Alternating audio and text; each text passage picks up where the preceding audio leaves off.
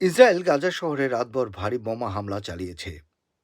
প্রধানমন্ত্রী Benjamin Netanyahu নিশ্চিত করেছেন যে গাজা উপত্যকায় একটি শক্তিশালী অভিযান শুরু হয়েছে।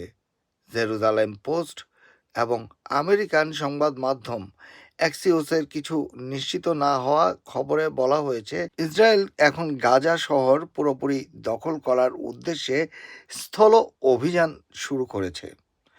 নেতানিয়াহু বলেছেন, গাজা শহর হামাসের শেষ বড় ঘাঁটি এবং তিনি এটি নিয়ন্ত্রণে নেওয়ার অঙ্গীকার করেছেন। এই পরিকল্পনা আন্তর্জাতিক সমালোচনার মুখে পড়েছে। এদিকে জাতিসংঘের একটি তদন্ত কমিশন বলেছে, ইসরায়েল গাজায় ফিলিস্তিনিদের বিরুদ্ধে গণহত্যা চালাচ্ছে।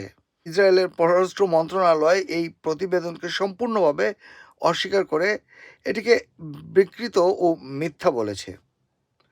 স্থানীয় সাংবাদিকরা জানিয়েছেন, গাজা শহরে প্রায় নিরবিচ্ছিন্নভাবে ইসরায়েলি বিমান হামলা, গোলাবর্ষণ ও গুলি বিনিময় চলছে।